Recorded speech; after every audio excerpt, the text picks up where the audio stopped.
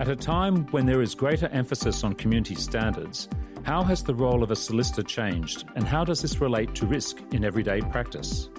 In this program, Alyssa Baxter, General Counsel at LawCover, and Malcolm Cameron, partner at Spark Helmore, discuss the changing role of solicitors as legal and ethical advisors and examine whether solicitors can stick to advising on the strict application of the law or whether they have a role in guiding a client's moral compass.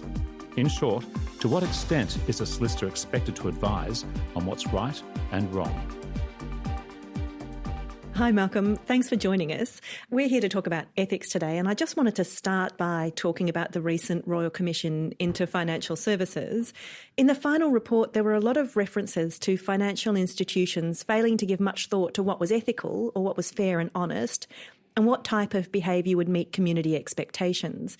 And I just wanted to chat with you about what role do laws play, and therefore do lawyers play, in defining what is ethical, fair and honest when it comes to big public institutions like banks. Well, that's a very good question, Alyssa. I think that you can approach it in two different ways. I think probably the traditional way that lawyers think about any issue is through the framework of what the rules are that govern that issue. And some of the things that came out from the Financial Services Royal Commission may well have involved conduct by institutions which was compliant, which sort of ticked the legal boxes, but which, when looked at in the sort of cold light of day by the community, looks a bit unattractive or dodgy or difficult. One of the difficulties with that narrow approach is that these businesses actually are businesses that rely on the consumer, the public.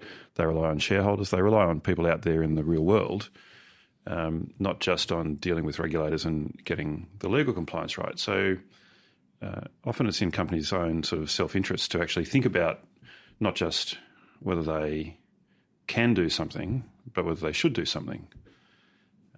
And exactly the role that lawyers play in that is I think, quite complicated. So isn't it the role of the legislation, though, to decide what is right and wrong, and then lawyers just have to apply that and say, well, if you're in compliance with the law, you're doing the right thing, and if you're not in compliance with the law, you're doing the wrong thing, and not have to bring to it, if you like, a moral judgment? Sure. Well, I mean, I would say that that's a valid approach, but it's not necessarily a smart approach for every business out there. So if companies are prepared to sort of wear the public negative publicity and the criticism that gets levelled at them for conduct which may be sort of strictly compliant but looks a bit sort of doubtful, then that's fine. They can do that. And in a way, the way I see the role of the lawyer is to absolutely make sure that your client, if your client is an institution like that, knows what the rules are, knows what it can do, what it can't do. But if you see something which you look at it and you think, well, you know what, that's actually a bit hard to justify, I think the lawyer can go a bit further and tell the client that that's something that would cause them some concern. Cause the lawyer personally? Like, do we have to bring to it just our legal knowledge, or do we also bring to it, I just need to tell you, I think this is actually not going to play very well, or actually I think you're doing the wrong thing. You're strictly legally compliant, but you're not doing the right thing in this circumstance?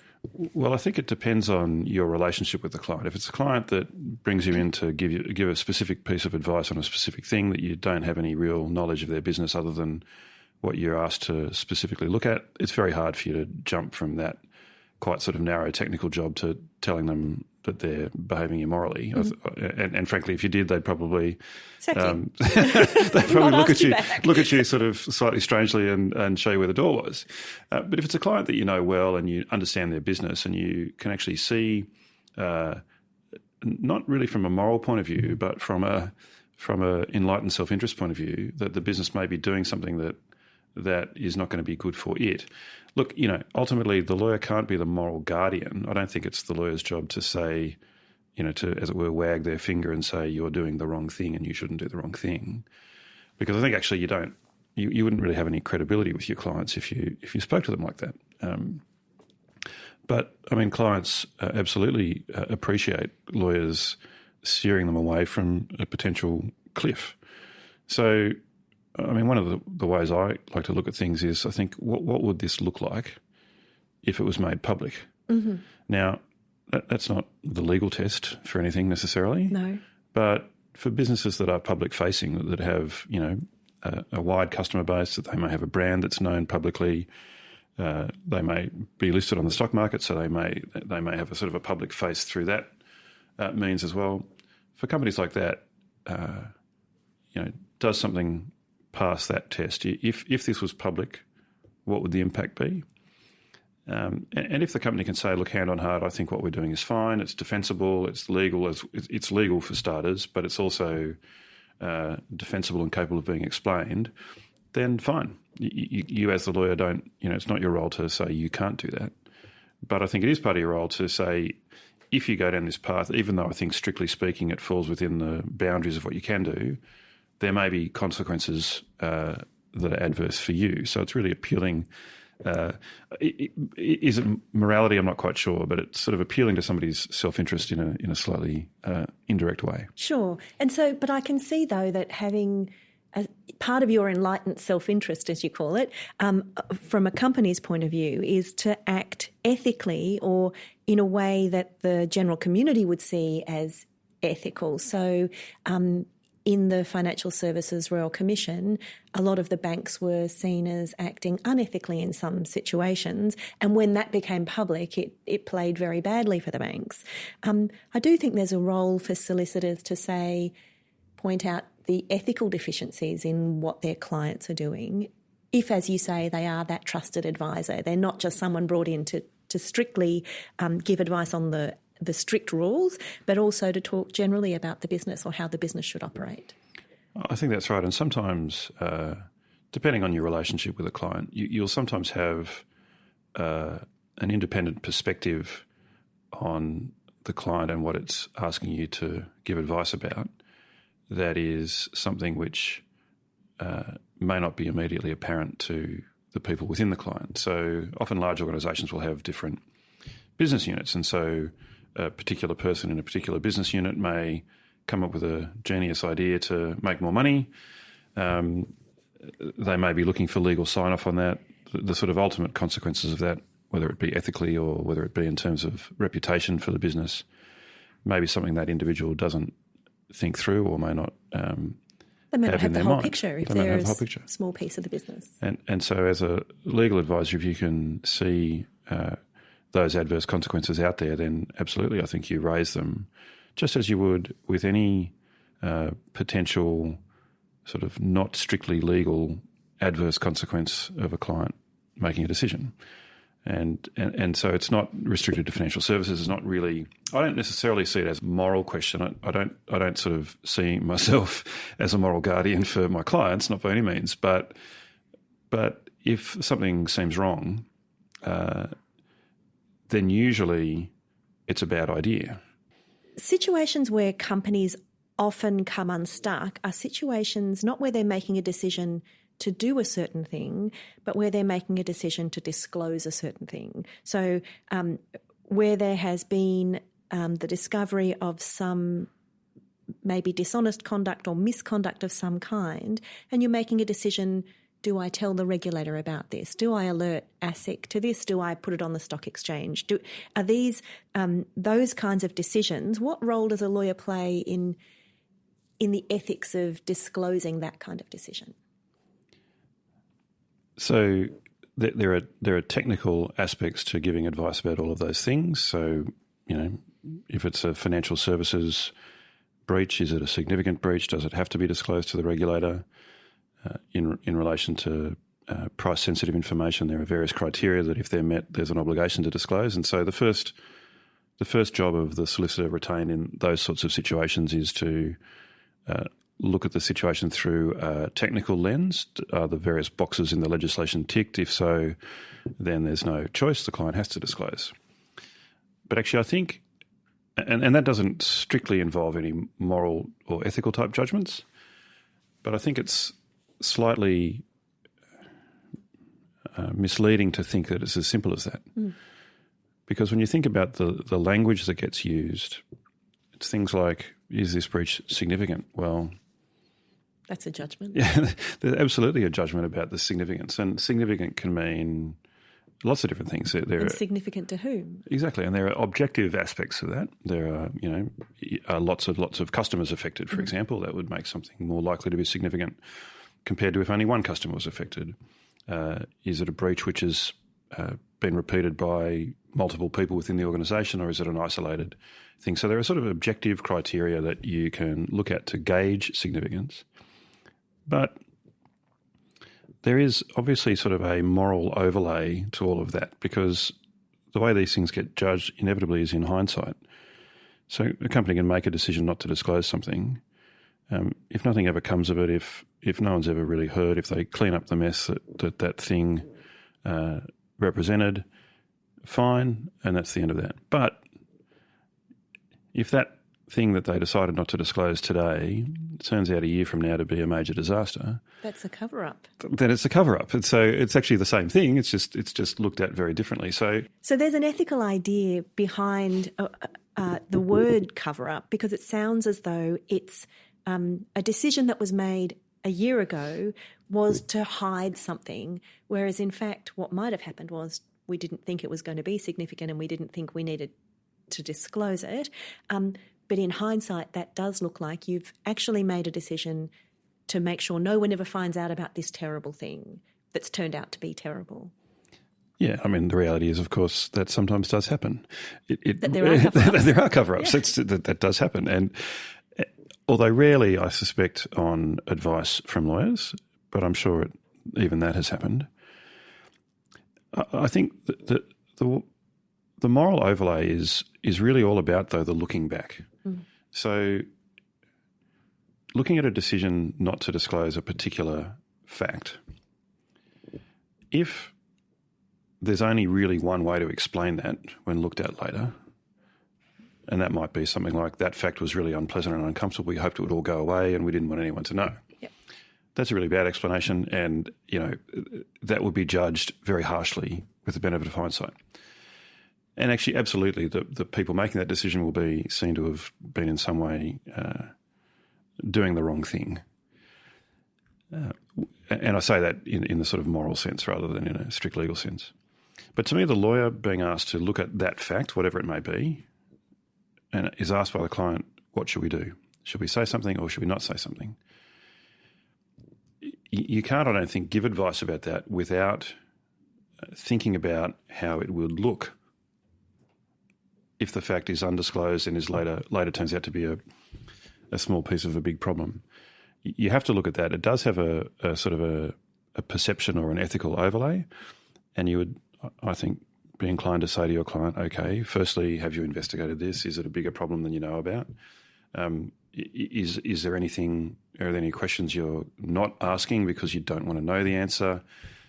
And how would you feel if this did turn into a bigger problem and you later got asked these same questions, but not by me, your friendly lawyer, but by ASIC or by somebody in a witness box in a Royal Commission?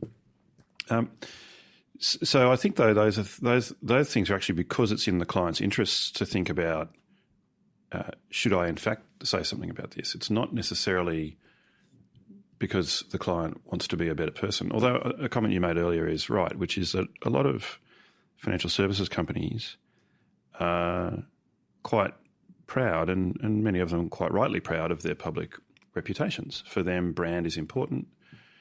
It matters for them not only to do the right thing, but to be seen to be doing the right thing. They want people to have warm and fuzzy feelings about them so that they will buy their products and engage with them. So that there's a value in those sort of branding or reputational issues which goes above and beyond strict compliance. And really, in a way, what you might be doing as a lawyer is reminding the particular person you're talking to that those are things that are sometimes judged harshly in hindsight. I think in some of those circumstances, when companies are making those decisions, they will seek a legal opinion so that they've got some comfort that, well, we had legal advice about that, and the legal advice was we weren't required to disclose. And so because we weren't required to disclose, the decision not to disclose was a reasonable one. And And that's maybe a justification for doing something that later might be seen as unethical because you had legal advice that let you cover something up, whereas perhaps that strict legal advice might have included a bit more of you should think about whether this is going to be seen as a cover-up later. Yes, and I really wouldn't want to be that solicitor. So, who's being relied on to give comfort to what the client really wants to do is say nothing. Well, it's true that a branch of work done by our profession is to provide comfort or sign-off or assurance ahead of time about conduct that a client has yet to engage in, yep.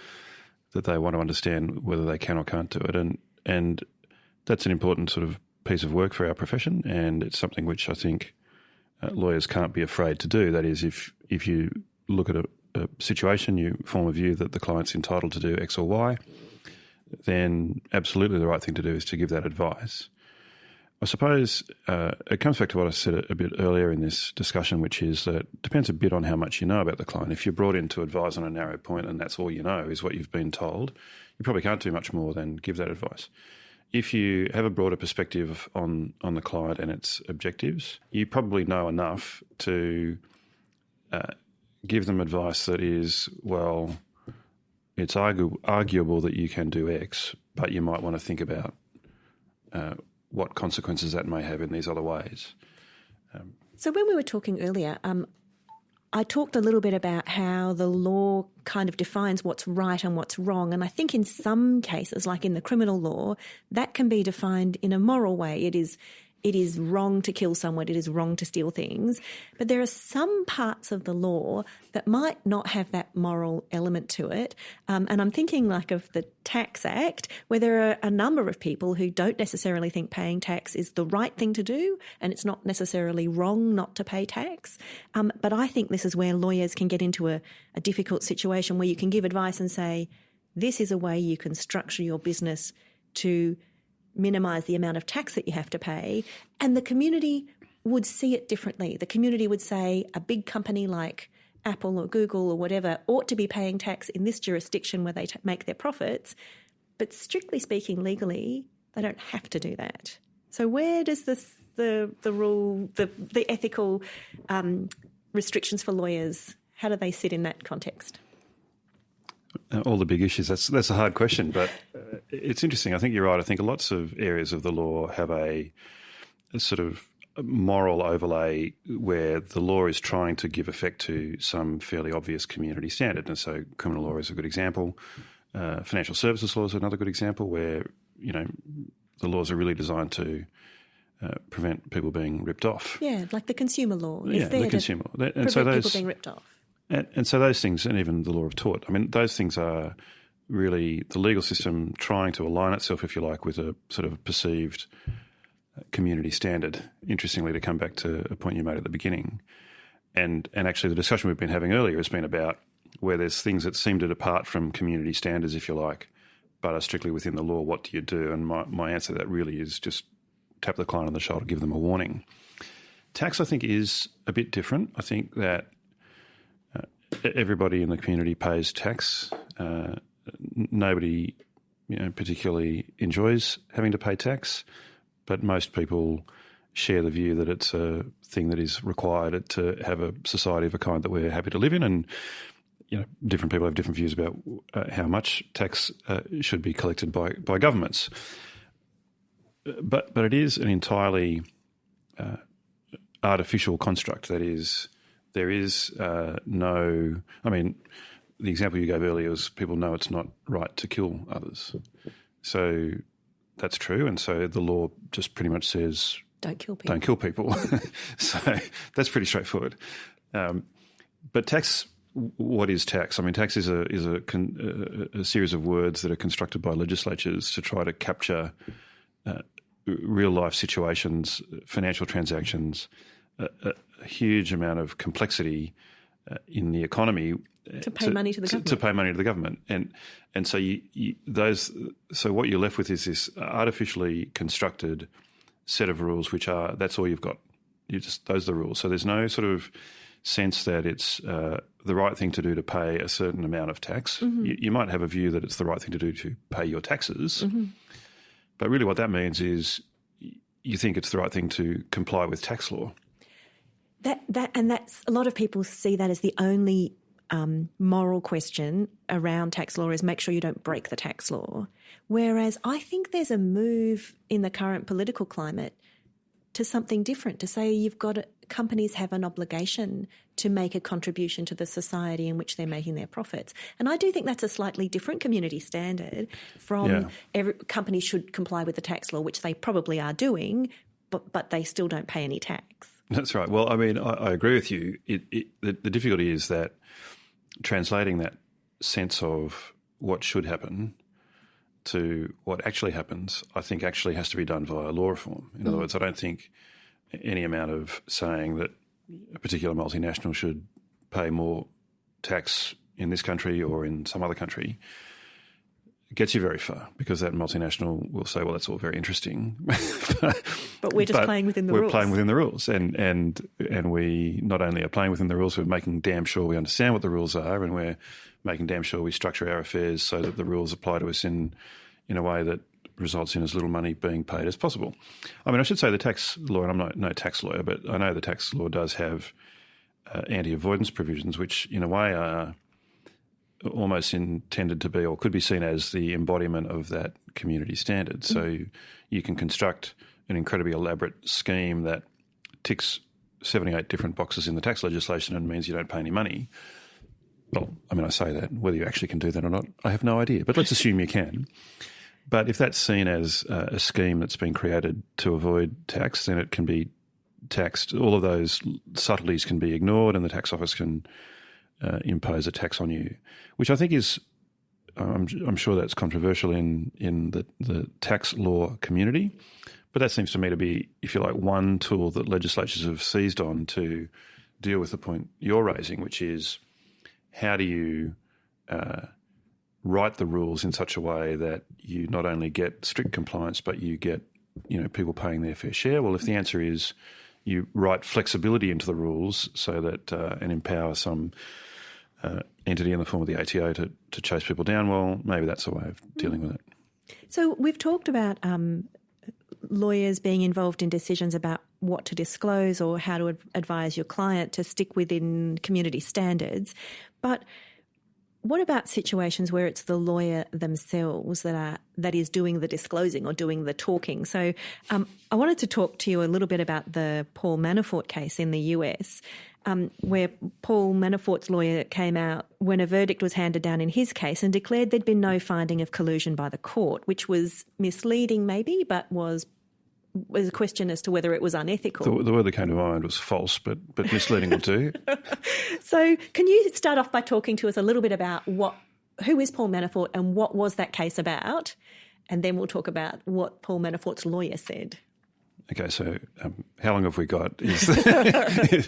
I won't go too much into American political matters, but Paul Manafort was, for a period of time in 2016, the manager of the Donald Trump campaign for the United States presidency, which I'm told he won. I'm not sure that that's right, but I've been told that. So let's assume that's right. So Manafort was charged and convicted on 10 counts of various offences, including obstruction of justice and other things, earlier this year in 2 separate trials in the US. He'd had a lot of dealings with people associated with the Russian Federation, if I can put that neutrally. But of course, the question of collusion with Russia was a major political issue in America at the time and probably still is. So the trials that Manafort went through and the sentencing process he went through all happened at sort of the peak Russia collusion investigation period in America earlier this year. But before the Mueller report. That's right, before the Mueller report was released, and so that then cast a new light on a lot of these things. So it was well known to the lawyers in the case that the question of collusion with Russia was a big political issue. What was interesting is that in the actual case itself, there was no allegation against Manafort of collusion or conspiracy with Russia or with anybody associated with Russia. There were series of charges that dealt with various activities which he was convicted on, which I won't try to summarise here, as interesting as that may be. And he was sentenced to prison for that. But after the second sentencing, he had 2 trials, 2 convictions and 2 sentences. After the second sentencing hearing, his lawyer came out of the courtroom, and of course there was a media pack. And the lawyer said to the assembled media pack, and I have the article in front of me in case I make a mess of this, Judge Jackson conceded that there was absolutely no evidence of any Russian collusion in this case. So, well, that might have been strictly true because there was no evidence of Russian collusion in that case. There wasn't, and just as there was no evidence of any clown invasions of the White House in that case. Right. And for a very simple reason, which is the question of collusion didn't come up in the case any more than the question of clown invasions of the White House came up in the case. So it was true. Perhaps, so you said misleading, I said false. Perhaps you're right. Perhaps misleading is the better word. Is that a breach of ethics, though, to say something that you know has a huge political impact, that's strictly speaking true, but is but is genuinely misleading? To say there's no evidence of collusion implies that evidence of collusion was expected and wasn't forthcoming, whereas in fact there was no evidence of collusion because none was called because it wasn't about collusion. Well, I don't know what the ethical rules in Washington, D.C. are, but I'm quite confident that the things that were said in that context are things that would not be said by many lawyers in practice here. I'm not a criminal lawyer, so I wouldn't have the chance to say anything like that, but I certainly wouldn't say anything like that about a case I'd just been involved in. And I suspect most people here wouldn't. It's really quite interesting. I mean, there's a difference. Partly there's a cultural difference. I mean, certainly in this country, lawyers are not commonly the mouthpieces for clients immediately after trials. They sometimes are. If they are, they tend to say really boring things, like we're considering whether we want to appeal, things that are pretty neutral and don't go anywhere. It is very odd and quite jarring, I think, for Australian lawyers to hear a lawyer characterising for apparently ulterior purposes something said by a judge. When I say ulterior purposes, I really mean publicity-type purposes rather than anything more sinister. It's just a very odd thing to hear and something which I think is a direction I certainly wouldn't want to see our profession go in, but we'll see. Sure. And there are solicitors' rules against dishonesty. Would this be in breach of those dishonesty rules? The rule to be honest in your dealings, does that extend to what you say to the media? I'm actually not sure I know the technical answer to that question, Alyssa. I think certainly you've got that obligation in dealing with the court. You've got that obligation dealing with clients, dealing with opponents. I think it would be very strange for it to not apply in terms of making public statements about cases. And I think it would be bad for the profession if lawyers were able to not tell the truth or to be misleading in the kinds of things that you're saying. I mean, I think it would be inconsistent with the obligation to the court anyway. I mean, to characterise something which a judge has said and to do that in a way which is not accurate and incomplete and to do it for a particular purpose, I think is very hard to align with the obligation to the court. So there is a little bit more media scrutiny of some trials than other trials. And I think recently in Australia we've had some trials that have got extensive media coverage. And I'm thinking of one case in particular where a barrister in this case said something in front of the court that breached community standards but I think was technically correct. And that was in the trial of Cardinal Pell, where Robert Richter QC was representing Cardinal Pell in the sexual assault case regarding 2 13-year-old choir boys. And after the conviction, there was a sentencing hearing which was widely covered by the media, and I think there were media in the courtroom, and I think it was recorded. I'm not certain. I think it was being telecast outside the courtroom. And there were a number of victims of childhood sexual abuse in the courtroom and outside the courtroom. And during the sentencing hearing, Richter described the crime that Pell had been convicted of as being no more than a plain vanilla sexual penetration case. Do you think that lawyers need to tailor the things that they say to, again, meet community standards? Well, I think Mr. Richter has since apologised for that formulation, so I should say that. I mean, I think I shared most people's horror with that choice of phrase. I have some sympathy for the barrister in the sense that I think what he was trying to do was to do something which happens, I think, in a lot of criminal cases in sentencing, which is to compare the particular offence that the client's been convicted of with other offences in the same category to try to place it on a spectrum of...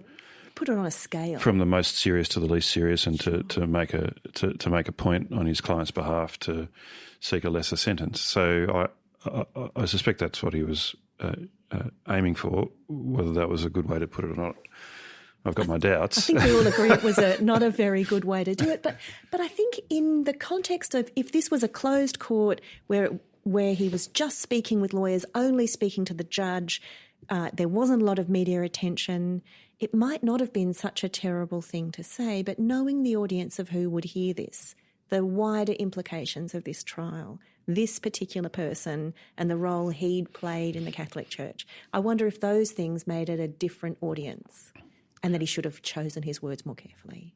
Well, I think that to me the framework to view all of that in is his own client's interests, actually. Mm-hmm. So ultimately the role of an advocate is to advocate and to do that in a way that is effective. So that involves choosing words and phrases and how those propositions are put to a court. There isn't, I think, thankfully, a court of public opinion, and there have been various media commentators since that conviction who've set themselves up as judge and jury and have explained why they take the view that the wrong result was obtained, which has its own difficulties. So the way I see it is that for a barrister or for a lawyer in that situation, the key thing is trying to find something which is effective. I think that if you say something which is going to shock and outrage people, and you say that on behalf of someone who, after all, has just been convicted, the problem with it is that it reflects badly on your client, the person who's just been convicted. Yes, which is counterproductive. That's right. It suggests that your client's perception of his own guilt is that this is nothing more than plain vanilla, which is not something I would have thought a convicted person in this prisoner's situation would have wanted to be the message being put to the court. So that's a slightly weasel-worded answer to your question. But I think it kind of comes back to the stuff that you've been saying elsewhere, which is when lawyers are looking at these ethical issues, ultimately you're looking at the wider interest of your client. You're looking at how the client's going to be perceived publicly if they're a financial institution, how they're going to be perceived publicly or even by the court if they're convicted of an offence. And it's a lawyer's job not just to put what is strictly legally the case, but also to look wider than that, because all of those things are going to impact ultimately on the client's best interests. I think that's right, and it's difficult you can't be prescriptive about these things, but I just think you can't be blinkered as a lawyer. You can't pretend that the world does not exist outside the sort of immediate 30-degree field of vision that you have. That clients exist in a real world, they exist in an economy in the case of financial institutions, they exist in a criminal justice system and in a broader community in the case of convicted defendants, such as the one we've just been talking about. So the world out there exists, for good or for ill. Lawyers are part of it and their clients are too. And so I just think you need to be conscious of that. There are lots of things that we don't know as lawyers, of course, and there are lots of reasons why we may offer a view about whether not disclosing a particular fact is a good idea or a bad idea. But of course, clients are free to ignore us as well. Sure. So to my mind, there's no real downside. If you think there's a problem, say something. If the client thinks you're getting out of your box and you should get back into it, they can tell you that. Mm-hmm. That's okay. Yeah, I think that's right. Well, thanks very much for joining us on this podcast today. I think it's really good to consider the legal issues as well as the kind of wider ethical issues that lawyers are facing. So thanks a lot. Thank you, Alyssa. Thanks for listening to Risk on Air by Law Cover. Join us for the next episode and subscribe to stay up to date.